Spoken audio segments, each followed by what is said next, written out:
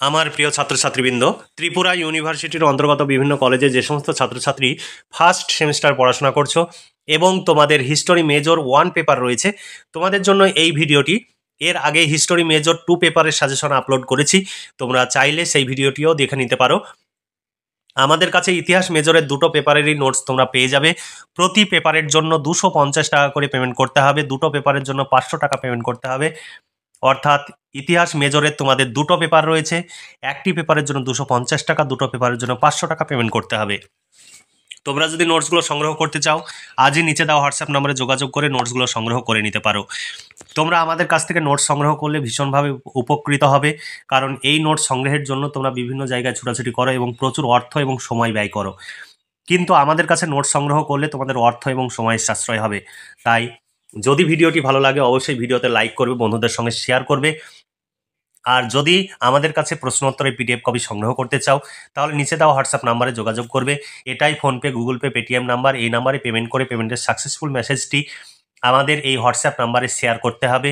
আর অন্য কোনো নাম্বার থেকে পেমেন্ট করলে পেমেন্টের সাকসেসফুল মেসেজটি তোমার হোয়াটসঅ্যাপে নিয়ে তারপরে আমাদের পাঠাতে পারো, অথবা সেই মোবাইলের সাকসেসফুল মেসেজটি তোমার মোবাইল থেকে ছবি তুলে পাঠাতে পারো। আর সব সময় মেসেজ করবে ইউনিভার্সিটির নাম, সেমিস্টার আর বিষয় উল্লেখ করে। দেখো, Tripura university first semester history major 1 paper তোমাদের সিলেবাসে রয়েছে। দ্য আইডিয়া অফ ভারত, তোমাদের কোর্স কোড এখানে দেওয়া রয়েছে। তোমাদের সামনে 6 ও 12 মার্ক, অর্থাৎ তোমাদের বড় প্রশ্ন 12 মার্ক করে হয়। 6 এবং 12 মার্কের পরীক্ষায় প্রশ্ন থাকে, সেই সাজেশনগুলো আমরা তুলে ধরব। তার আগে সিলেবাসটি দেখে নাও, তোমাদের সিলেবাসে কি রয়েছে। The idea of Bharat English এবং বাংলা উভয় ভার্সানে আমরা সিলেবাস সাজেশন আলোচনা করি। তোমাদের পরীক্ষাতে পুরোটাই ইংলিশ ভার্সানে প্রশ্ন থাকে, কিন্তু আমরা সেই প্রশ্নগুলোকে বাংলা ভার্সানে ট্রান্সলেট করেছি তোমাদের বোঝার সুবিধার জন্য। এতে তোমাদের বুঝতে সুবিধা হবে এবং কি ইংলিশে কি থাকলে বাংলায় কি হবে সেটাও তোমরা জেনে যাবে। তাই অবশ্যই ভিডিওতে লাইক করবে, বন্ধুদের সঙ্গে শেয়ার করবে। আমাদের চ্যানেলটি যদি সাবস্ক্রাইব করা না থাকে, তোমার নিজের প্রয়োজনে এখনই সাবস্ক্রাইব করে নাও, তুমি ভীষণভাবে উপকৃত হবে। দেখো, ইউনিট 1-এ তোমাদের সিলেবাসে কি রয়েছে। হিস্টোরি মেজর 1 পেপারে বৈচিত্র্য, অর্থাৎ ভারতের যে বৈচিত্র্যের মধ্যে যে ঐক্য, সেই বৈচিত্র্য কিসের মধ্যে থাকে? ধর্ম, ভাষা, জনগণের মধ্যে ঐক্যের ধারণা তোমাদের পড়তে হবে। 2 নম্বর সময় এবং স্থানে ভারতীয় ধারণা। 3 নম্বরে রয়েছে 3 নম্বর অধ্যায়ে ভারতীয় সাহিত্যের মহিমা, বেদ, বেদাঙ্গ, উপনিষদ, মহাকাব্য, জৈন, বৌদ্ধ সাহিত্য, স্মৃতি ও পুরাণ ইত্যাদি। 4 নম্বরে রয়েছে ভাষা ও লিপির বিবর্তন, ব্রাহ্মী, খরষ্ঠী, পালি, প্রাকৃত, সংস্কৃত। তারপরে ইউনিট বি এ রয়েছে তোমাদের ভারতীয় শিল্প ও স্থাপত্যের প্রধান বৈশিষ্ট্য। ইউনিট বি এর 2 নম্বর অধ্যায়ে তোমাদের রয়েছে ভারতীয় সমাজ, পরিবার, বিবাহ এবং অন্যান্য প্রতিষ্ঠান।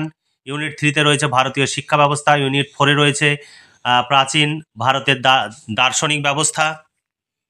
এরপরে ইউনিট সি এ রয়েছে, ইউনিট সি এর 1 নম্বর অধ্যায়ে তোমাদের রয়েছে প্রাচীন ভারতের রাজনীতি ও শাসন, চন্দ্রগুপ্ত মৌর্য। 2 নম্বর রয়েছে জনপদ ও গ্রাম স্বরাজের ধারণা বা গ্রাম প্রশাসন। তারপরে 3 নম্বরে তোমাদের রয়েছে ভারতীয় অর্থনৈতিক চিন্তা, কৌটিল্যের অর্থশাস্ত্র অনুযায়ী। তারপরে সামুদ্রিক বাণিজ্য। ডি অধ্যায়ে তোমাদের রয়েছে, অর্থাৎ ইউনিট ডি এ রয়েছে তোমাদের 1 নম্বর অধ্যায়ে প্রাচীন ভারতের বিজ্ঞান ও প্রযুক্তি। 2 নম্বর অধ্যায়ে পরিবেশ সংরক্ষণ, ভারতীয় দৃষ্টিভঙ্গি। 3 নম্বরে রয়েছে জীবনের বিজ্ঞান, আয়ুর্বেদ, যোগ ও প্রাকৃতিক চিকিৎসা। 4 নম্বরে রয়েছে ভারতীয় সংখ্যা পদ্ধতি এবং গণিত। এই ছিল তোমাদের সিলেবাস। এই সিলেবাস অনুযায়ী যদি আমাদের কাছে সাজেশন ভিত্তিক প্রশ্নোত্তরের পিডিএফ কপি সংগ্রহ করতে চাও, 250 টাকা পেমেন্ট করতে হবে। একদম শর্ট প্রশ্ন, বড় প্রশ্ন কমপ্লিট উত্তর সহ পেয়ে যাবে। এর বাইরে কিছু পড়ার প্রয়োজন হবে না। তোমরা ইংলিশ এবং বাংলা উভয় ভার্সানেই প্রশ্ন থাকবে, উত্তর সব বাংলা ভার্সানে থাকবে। তোমরা যদি নোটস সংগ্রহ করতে চাও, আজই নিচে দেওয়া হোয়াটসঅ্যাপ নম্বরে যোগাযোগ করো এবং নোটসগুলো সংগ্রহ করে নাও। আমাদের অভিজ্ঞ শিক্ষক মণ্ডলী দ্বারা এই সমস্ত নোটস তৈরি হয়। তোমরা যদি আমাদের কাছ থেকে এই সেমিস্টারের সমস্ত পেপারের নোটস নাও, তাহলে পরবর্তী সেমিস্টারে আমরা আমরা সমস্ত পেপারের নোটস তৈরি করব। আর যদি আমাদের খরচ উঠে না আসে তাহলে আমাদের পক্ষে নোটস তৈরি করা সম্ভব হবে না। তাই তোমরা আমাদের যদি সহযোগিতা করো তাহলে তোমরা নিজেরাই ভীষণভাবে উপকৃত হবে। তাই আজ দেরি না করে আজই নিচে দেওয়া হোয়াটসঅ্যাপ নম্বরে যোগাযোগ করো এবং নোটসগুলো সংগ্রহ করো। এতে নিজেরাও উপকৃত হও। আগামী দিনে আমরা যাতে তোমাদের এই এই সিলেবাস অনুযায়ী কাজ করতে পারি এবং তোমাদের সহযোগিতা করতে পারি, তার জন্য তোমরা আমাদের এই নোটসগুলো সংগ্রহ করো। দেখো এই সিলেবাস অনুযায়ী সাজেশনের প্রশ্ন কি রয়েছে।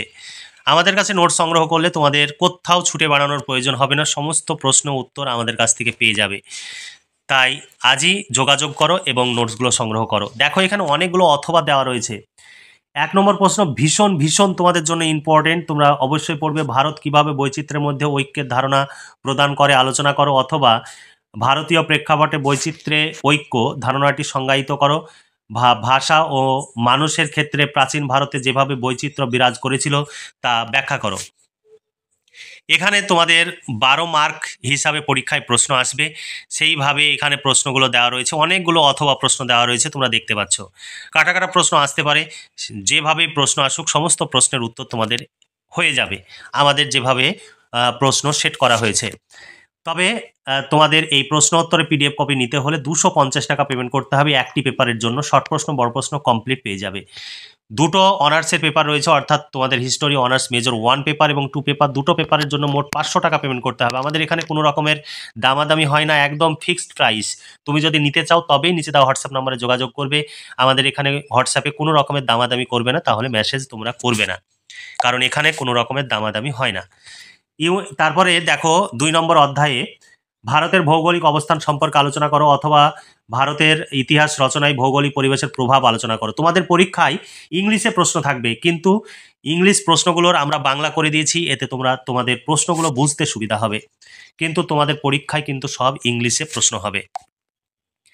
এরপরে দেখো 3 নম্বর প্রশ্ন, প্রাচীন ভারতের যোগাযোগ ব্যবস্থার পথ সমূহ আলোচনা করো। 3 নম্বর অধ্যায়ে কি কি সিলেবাসে রয়েছে সেটাও এখানে দেওয়া রয়েছে। দেখো দেশীয় সাহিত্যিক উপাদান হিসাবে রামায়ণ ও মহাভারতের গুরুত্ব আলোচনা করো, অথবা প্রাচীন ভারতের সাহিত্য হিসাবে রামায়ণ ও মহাভারতের গ্রন্থের পরিচয় দাও। 5 নম্বর প্রশ্ন, পুরাণ এর উপরে নোট লেখো বা পুরাণ সম্পর্কে আলোচনা করো। প্রাচীন সাহিত্য হিসাবে স্মৃতিশাস্ত্রের গুরুত্ব আলোচনা করো। সাহিত্যের উৎস হিসাবে ঋগ্বেদের ঐতিহাসিক গুরুত্ব আলোচনা করো, বা বৈদিক সাহিত্য সম্পর্কে সংক্ষেপে টিকা লেখো। কলহনের রাজতরঙ্গিনীর ঐতিহাসিক গুরুত্ব লেখো। 9 নম্বর প্রশ্ন ভীষণ ইম্পর্টেন্ট প্রশ্ন, বৌদ্ধ জৈন সাহিত্য সম্পর্কে একটি নিবন্ধ রচনা করো। এটি তোমাদের 6+6 হিসাবে পরীক্ষায় আসতে পারে এবং এটি গুরুত্বপূর্ণ। যেগুলোতে বেশি স্টার চিহ্ন দেওয়া রয়েছে সেগুলো তোমাদের জন্য বেশি ইম্পর্টেন্ট। তারপর 4 নম্বর অধ্যায় তোমাদের দেখো প্রাচীন ভারতের ব্রাহ্মী ও খরষ্টি লিপির মূল্যায়ন করো। 11 নম্বর প্রশ্ন তোমাদের পরীক্ষায় আসবেই, তোমাদের ধরে নাও পরীক্ষায় আসবেই, প্রাচীন ভারতের সংস্কৃত ভাষার বিকাশ সম্পর্কে আলোচনা করো। 12 নম্বর প্রশ্ন, 11-12 এই দুটোর মধ্যে একটি প্রশ্ন পরীক্ষায় অবশ্যই আসবে। প্রাচীন ভারতে পালি ভাষার বিকাশ সম্পর্কে আলোচনা করো। এই সংস্কৃত ভাষা এবং পালি ভাষা এই দুটোর মধ্যে একটি আসতে পারে, অথবা এই দুটো একসঙ্গে যুক্ত করে 6+6 হিসাবে পরীক্ষায় আসতে পারে। তারপরে দেখো 1 নম্বর প্রশ্ন ইউনিট বি থেকে ভীষণ ভীষণ ইম্পর্টেন্ট প্রশ্ন, তোমরা এই প্রশ্নটি খুব ভালোভাবে পড়বে, পরীক্ষায় এসে গেছে। প্রাচীন ভারতের শিল্প স্থাপত্যের প্রধান বৈশিষ্ট্যগুলি আলোচনা করো। তারপরে দেখো 2 নম্বর প্রশ্ন মৌর্য শিল্প ও স্থাপত্যের বিকাশ মূল্যায়ন করো। 3 নম্বর প্রশ্ন গুপ্ত যুগের শিল্প স্থাপত্যের মূল্যায়ন করো। তারপর 2 নম্বর অধ্যায়ে তোমাদের রয়েছে প্রাচীন ভারতের সমাজ সম্পর্কে আলোচনা করো, বা প্রাচীন এখানে অথবা প্রশ্ন রয়েছে মৌর্য সমাজ ব্যবস্থা সম্পর্কে পরিচয় দাও। তারপরে প্রশ্ন প্রাচীন ভারতের সমাজে পরিবার ও বিবাহ ব্যবস্থার সম্পর্কে আলোচনা করো। এই প্রশ্নটি ভীষণ ইম্পর্টেন্ট প্রশ্ন। আরও অথবা প্রশ্ন রয়েছে, তোমরা অথবা প্রশ্নগুলো দেখতে পারো। তারপরে দেখো গুপ্ত যুগের সমাজে পরিবার ও বিবাহ ব্যবস্থা ও ধর্ম সম্পর্কে আলোচনা করো। তারপর গুপ্ত যুগের সমাজ ব্যবস্থার পরিচয় দাও। ভারতীয় শিক্ষা ব্যবস্থা থেকে তোমাদের প্রশ্ন প্রাচীন ভারতের বৈদিক শিক্ষা ব্যবস্থার বৈশিষ্ট্যগুলি আলোচনা করো, অথবা প্রাচীন ভারতের বৌদ্ধ শিক্ষা ব্যবস্থার পরিচয় দাও।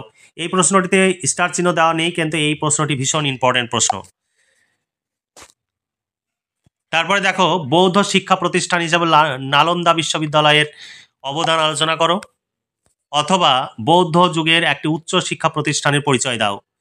তারপরে 11 নম্বর প্রশ্ন ভীষণ ইম্পর্টেন্ট প্রশ্ন, প্রাচীন ভারতে ব্রাহ্মণ্য শিক্ষা প্রতিষ্ঠান হিসাবে তক্ষশিলার অবদান আলোচনা করো। তারপর প্রশ্ন, ব্রাহ্মণ্য শিক্ষা ব্যবস্থার বৈশিষ্ট্যগুলি সংক্ষেপে আলোচনা করো। তারপর ইউনিট সি থেকে তোমাদের প্রশ্ন। 1 নম্বর প্রশ্ন, খ্রিস্টপূর্ব 6ষ্ঠ শতকে মগধের উত্থানের বিষয় বস্তুগত পটভূমি আলোচনা করো। এখানে আরো অথবা দেওয়া রয়েছে, মগধের উত্থানের পিছনে ভৌগোলিক অর্থনৈতিক কারণগুলি সংক্ষেপে আলোচনা করো। আরো এখানে অনেক অথবা দেওয়া রয়েছে, অথবা প্রশ্নগুলো দেখতে পারো। তারপরে দেখো, মৌর্য সাম্রাজ্যের উত্থান থেকে প্রশ্ন, চন্দ্রগুপ্ত মৌর্য সাম্রাজ্য কিভাবে প্রতিষ্ঠা করেন। তারপর প্রশ্ন, ভারতের ইতিহাসে চন্দ্রগুপ্ত মৌর্যের কৃতিত্ব মূল্যায়ন করো, অথবা সাম্রাজ্যের প্রতিষ্ঠাতা হিসাবে চন্দ্রগুপ্ত মৌর্যের কৃতিত্ব ও কার্যাবলী আলোচনা করো। মৌর্য সাম্রাজ্যের পতনের কারণ কি ছিল, বা মৌর্য সাম্রাজ্যের পতনের জন্য সম্রাট অশোক কতটা দায়ী ছিলেন। তারপরে প্রশ্ন, মৌর্য শাসন ব্যবস্থাকে সীমাহীন স্বৈরাচার নয়, প্রজা হিতৈষী স্বৈরাচার বলে অভিহিত করা যায়, ব্যাখ্যা করো। এই প্রশ্নটি বিভিন্নভাবে আসতে পারে, সেই প্রশ্নগুলি এখানে দেওয়া রয়েছে। যেমন মৌর্য সাম্রাজ্যের প্রধান বা মৌর্য প্রশাসনের প্রধান বৈশিষ্ট্যগুলি বিশ্লেষণ করো। তুমি কি একে কেন্দ্রীভূত আমলাতন্ত্র বলতে পারো, বা মৌর্য প্রশাসন ব্যবস্থার বৈশিষ্ট্যগুলি আলোচনা করো। তারপর 6 নম্বর প্রশ্ন, কৌটিল্যের অর্থশাস্ত্র ও মেগাস্থিনিসের ইন্ডিকা গ্রন্থের গুরুত্ব আলোচনা করো। বৌদ্ধ ধর্ম অশোকের ধর্মের মধ্যে পার্থক্য কি ছিল, বা অশোকের ধর্মের মূল নীতিগুলি আলোচনা করো। বৌদ্ধ ধর্ম এটিকে কতদূর প্রভাবিত করেছিল। বিভিন্নভাবে অথবা প্রশ্ন হিসাবে তুলে ধরা হয়েছে, তোমরা দেখে নিতে পারো। তারপরে কলিঙ্গ যুদ্ধের কারণ ও ফলাফল বা গুরুত্ব সম্পর্কে আলোচনা করো। তারপরে গুপ্ত যুগের রাজনীতি থেকে প্রশ্ন, গুপ্ত যুগকে শিল্প স্থাপত্যের ক্ষেত্রে স্বর্ণযুগ কেন বলা হয়। তারপরে সমুদ্রগুপ্তের বৈদেশিক নীতি আলোচনা করো। 11 নম্বর প্রশ্ন, ভীষণ ইম্পর্টেন্ট প্রশ্ন, গুপ্ত প্রশাসন ব্যবস্থার প্রধান বৈশিষ্ট্য আলোচনা করো। 12 নম্বর প্রশ্ন, গুপ্ত সাম্রাজ্যের পতনের কারণগুলি মূল্যায়ন করো। এরপরে এই প্রশ্নটি তোমাদের জন্য গুরুত্বপূর্ণ, স্টার চিহ্ন দেওয়া নেই, তবুও ভালো করে পড়বে। প্রাচীন ভারতের গ্রাম স্বরাজ বা গ্রাম প্রশাসনের সম্পর্কে আলোচনা করো। আর 14 নম্বর প্রশ্ন, প্রাচীন ভারতের জনপদ সম্পর্কে আলোচনা করো। এই প্রশ্নটি ভীষণ ইম্পর্টেন্ট, এই প্রশ্নটিতে স্টার চিহ্ন দেওয়া নেই, তবুও খুব ভালোভাবে পড়বে প্রশ্নটি। তারপরে দেখো, এই প্রশ্নটিতে স্টার চিহ্ন দেওয়া হয়নি, কিন্তু এই প্রশ্নটি ভীষণ ভীষণ ইম্পর্টেন্ট, মিস্টেক হয়েছে। কৌটিল্যের বিশেষ উল্লেখ সহ প্রাচীন ভারতের ভারতীয় অর্থনৈতিক চিন্তা বিশ্লেষণ করো। তারপরে ইউনিট ডি থেকে তোমাদের প্রশ্ন, গুপ্ত যুগের বিজ্ঞান ও প্রযুক্তি সম্পর্কে বিশ্লেষণ করো। এই প্রশ্নটি ভীষণ ইম্পর্টেন্ট, তোমাদের পরীক্ষায় এসে গেছে ধরে নাও। প্রাচীন ভারতে বিজ্ঞান ও প্রযুক্তির বিকাশ সম্পর্কে আলোচনা করো, অথবা প্রাচীন ভারতে বিজ্ঞান ও প্রযুক্তির অগ্রগতির পরিচয় দাও। অথবা প্রশ্ন, প্রাচীন ভারতের গণিত বিজ্ঞান ও জ্যোতিষশাস্ত্রের অগ্রগতি সংক্ষেপে আলোচনা করো। 3 নম্বর ইউনিট থেকে এবার প্রশ্ন, 3 নম্বর ইউনিটের 5 নম্বর প্রশ্ন, চরকের বিশেষ উল্লেখ সহ আয়ুর্বেদ বিকাশে ভারতীয় বিজ্ঞানীদের একটি বিবরণ দাও। অথবা চরকের বিশেষ উল্লেখ সহ, এখানে একই প্রশ্ন এসেছিল গত বছর। তারপর দেখো, প্রাচীন ভারতের স্বাস্থ্য সচেতনতায় আয়ুর্বেদ চিকিৎসা বা প্রাকৃতিক চিকিৎসা ব্যবস্থা সম্পর্কে টিকা লেখো। এরপরে শেষ অধ্যায়, প্রাচীন ভারতে গণিত চর্চা ও সংখ্যা পদ্ধতির পরিচয় দাও। এই প্রশ্নটি ভীষণ ইম্পর্টেন্ট। এই ছিল তোমাদের সাজেশন ভিত্তিক প্রশ্ন। এই সাজেশন অনুযায়ী প্রশ্নোত্তরের পিডিএফ কপি সংগ্রহ করতে চাইলে 250 টাকা তোমাদের পেমেন্ট করতে হবে। শর্ট প্রশ্ন এবং বড় প্রশ্ন কমপ্লিট নোটস তোমরা পেয়ে যাবে ইতিহাস মেজরের 1 পেপারের জন্য। তোমাদের ইতিহাস মেজরের 2টো পেপার রয়েছে, 2টো পেপারের জন্য মোট 500 টাকা পেমেন্ট করতে হবে। 500 টাকা পেমেন্ট করলেই 2টো পেপারের কমপ্লিট নোটস পেয়ে যাবে, শর্ট প্রশ্ন বড় প্রশ্ন কমপ্লিট উত্তর সহ পেয়ে যাবে। তোমরা যদি সংগ্রহ করতে চাও, আজই নিচে দেওয়া হোয়াটসঅ্যাপ নম্বরে যোগাযোগ করে নোটসগুলো সংগ্রহ করে নিতে পারো। তারপরে 2023 সালে তোমাদের ইতিহাস মেজর 1 পেপারে কি প্রশ্ন এসেছিল, সেই প্রশ্নটি হুবহু এখানে তুলে দেওয়া রয়েছে। তবে তোমাদের প্রশ্নটি শুধুমাত্র ইংলিশে দেওয়া ছিল, আমরা সেই ইংলিশের বাংলা কি সেটিও প্রশ্নের পাশে আমরা লিখে দিয়েছি। বাংলা প্রশ্নগুলো আমরা প্রতিটি প্রশ্নের পাশে পাশে লিখে দিয়েছি। তাই তোমরা দেরি না করে আজই নোটসগুলো সংগ্রহ করে নাও। আমাদের কাছে নোটস সংগ্রহ করলে নোটসের মধ্যে সমস্ত কিছু থাকবে, তোমাদের ইউনিভার্সিটি কোশ্চেন প্যাটার্ন সহ সমস্ত কিছু থাকবে, যেগুলো তোমরা ভীষণভাবে উপকৃত হবে। তোমাদের কোনো টেনশন করতে হবে না, এগুলো পড়বে, পরীক্ষায় 100% কমন পাবে। একদম চোখ বন্ধ করে তোমরা এই প্রশ্নগুলো পড়ে যাবে, পরীক্ষায় হুবহু তোমরা কমন পাবে। তাই আর দেরি না করে আজই নিচে দেওয়া হোয়াটসঅ্যাপ নম্বরে যোগাযোগ করো এবং নোটসগুলো সংগ্রহ করে নাও। শুধুমাত্র যদি নোট সংগ্রহ করতে চাও তবেই আমাদের নিচে দেওয়া হোয়াটসঅ্যাপ নম্বরে যোগাযোগ করবে, নইলে যোগাযোগ করবে না। এটাই PhonePe, PhonePe, Google pay, Paytm number, এই নাম্বারে তোমাদের পেমেন্ট করতে হবে। নিজের যদি ফোনপে, গুগল পে না থাকে, তুমি যে কোনো নাম্বার থেকে পেমেন্ট করে পেমেন্টের অরিজিনাল রিসিপ্ট কপিটি আমাদের এই হোয়াটসঅ্যাপ নাম্বারে পাঠিয়ে দিয়ে লিখে দিবে Tripura university first semester history major. তুমি যদি একটি পেপার নাও তাহলে 250 টাকা পেমেন্ট করতে হবে, আর দুটো পেপার যদি নাও তাহলে 500 টাকা পেমেন্ট করতে হবে দুটো পেপারের জন্য। আর মাইনর যদি তোমাদের বাংলা বা ফিলোসফি বা অন্যান্য বিষয় থাকে, মাইনর পেপারের একটি পেপারের জন্য 250 টাকা।